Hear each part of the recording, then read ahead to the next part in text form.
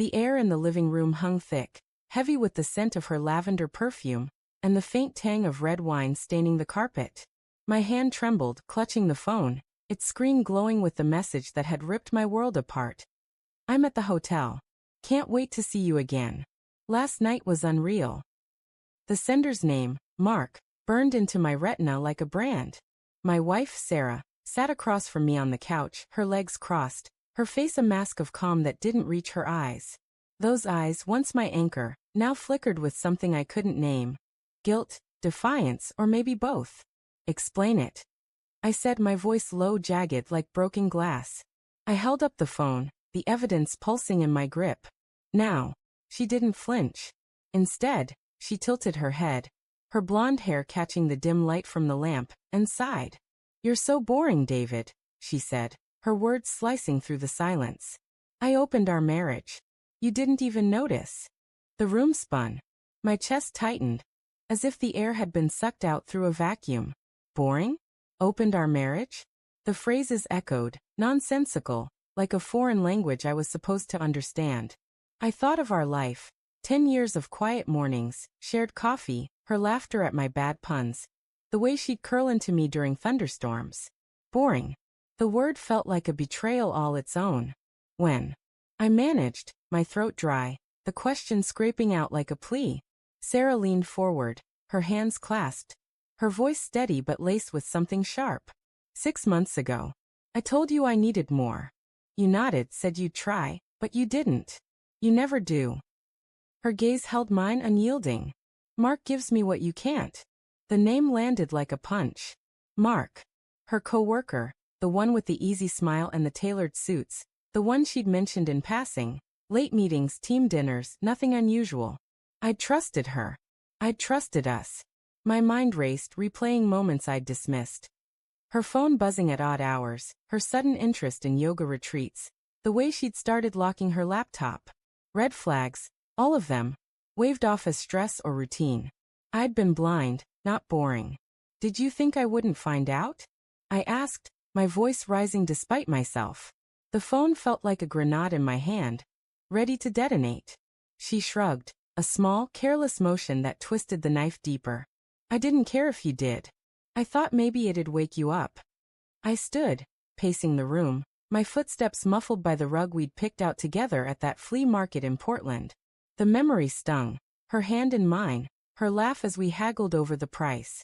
Now, that same rug grounded me as I fought the urge to scream. Wake me up.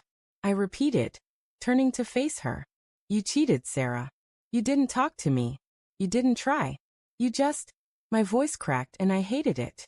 I hated how small I felt, how her words had stripped me bare.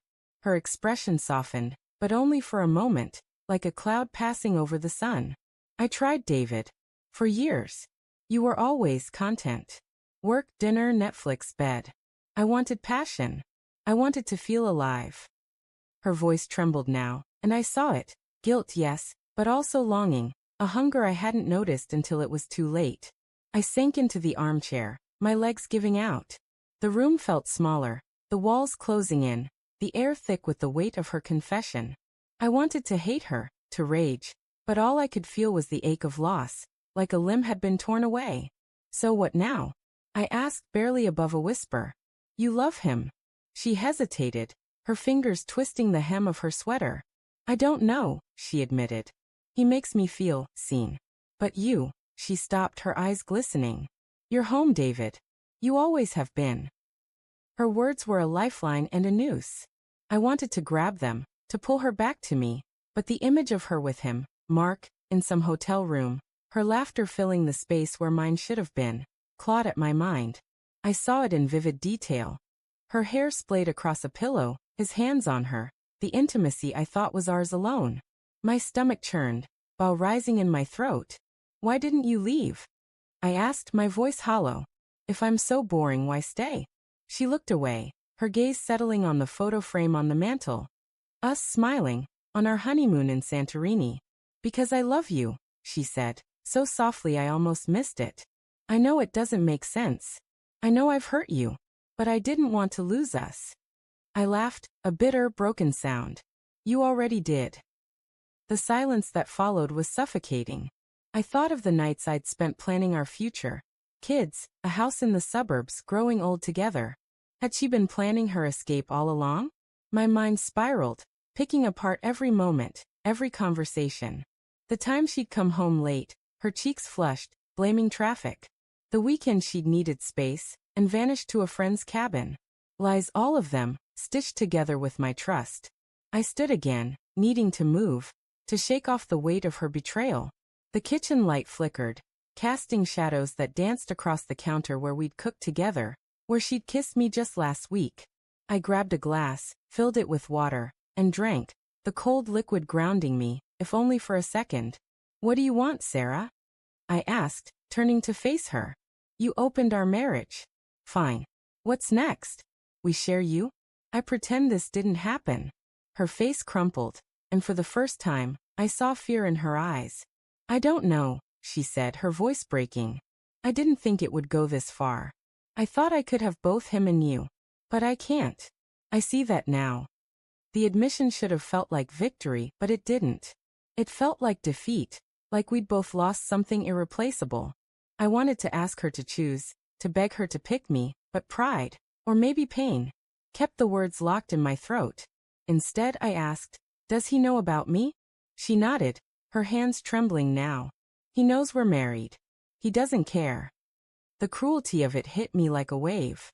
Not just her betrayal, but his.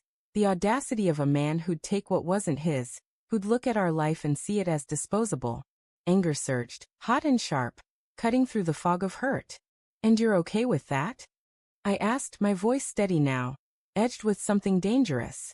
"You're okay with being his what? Side piece?" Her flinch was small, but I saw it.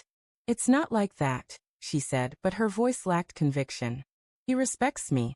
He listens." "Listens?" I echoed, the word tasting bitter. "I listened, Sarah. Every time you cried about your job, every time you worried about your mom, every time you needed me. I was here. And it wasn't enough." She stood now, crossing the room to stand in front of me, close enough that I could feel the heat of her body, smell that damn lavender. "It was enough," she whispered, tears spilling down her cheeks. "It was. I got lost, David. I got scared of being nothing but your wife." Her words hung between us, raw and jagged. And for a moment, I saw her. Not the cheater, not the liar, but the woman I'd loved since college. The one who'd danced barefoot in our old apartment, who'd cried when we lost our first dog. I wanted to hold her, to fix this, but the chasm between us was too wide, too deep. "Then why didn't you tell me?" I asked, my voice breaking. "Why didn't you fight for us?" She had no answer, and that was worse than any lie. The silence stretched, heavy with everything we couldn't say. My phone buzzed on the counter, another message from Mark, but I didn't look. I didn't need to. The truth was already here, in her tears, in my rage, in the wreckage of our life. "I'm leaving," I said, the words surprising me as much as her. Her eyes widened, panic flashing across her face, but I held up a hand. "Not forever. Not yet. I can't be here right now." I grabbed my keys, my jacket, and walked to the door, the weight of her gaze following me. As I stepped into the cool night air, the door clicking shut behind me, I heard her sob, a single broken sound that echoed in my chest. I didn't turn back. Not because I didn't love her, but because I did. And because I knew deep down that love wasn't enough anymore. The street was quiet, the stars hidden behind clouds, and as I walked, my phone buzzed again. This time I looked. Another message from Mark. "She's mine now. Let her go." My grip tightened, the screen cracking under my fingers. A plan formed, unbidden, dark and sharp-edged. Sarah had made her choice. Mark had made his. Now it was my turn.